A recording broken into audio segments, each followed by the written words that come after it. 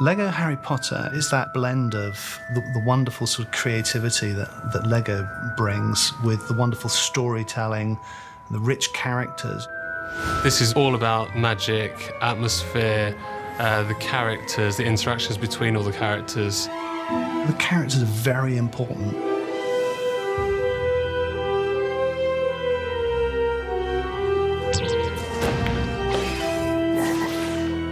Harry Potter is such a rich universe of characters, and as we're covering 4 films, the number of characters is just incredible. So as well as the sort of side characters, we have obviously the main ones: Harry, Hermione, Ron, Hagrid, Professor Snape, Quirrell, McGonagall, Dumbledore eventually when you've unlocked him.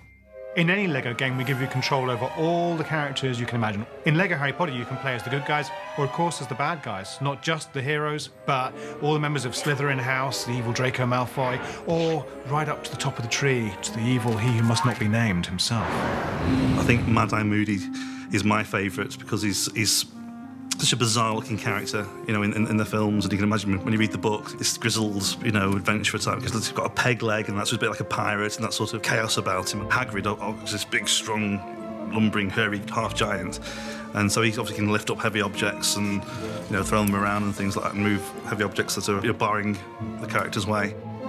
The thing I love about this game is Fang, because he's been animated in such a charming way. You don't often get to play as a dog in a game, especially not a Lego dog. You know, he wags his tail, he barks, he even chases his tail. When he gets out of the water, he shakes himself dry. He can climb ladders, you know, he digs, you know, he whimpers. He's like a real dog in Lego form. Hi, I'm Owen. I'm a character artist here. As you can see on screen, this is Dobby. These creatures like that bring comedy value to the game. Dobby's an iconic character, one of the favourite characters. One of the things that everyone on the team most enjoys is seeing how individual characters can be given their personality in Lego form.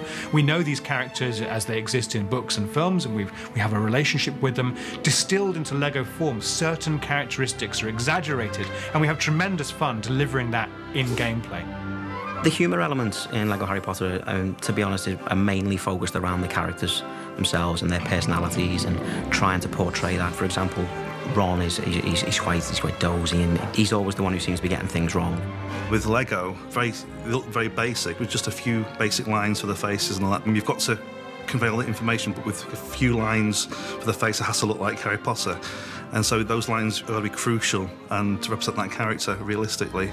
Where the game's structured, we've got all these characters with different abilities, and so the more characters you unlock, the more abilities you can sort of use in the actual game. So you might find an obstacle somewhere in the game. How am I going to get past this? And then you might just unlock a character that will actually enable you to get past that and explore a whole new sort of area and find new bonus items and extra little features in the game.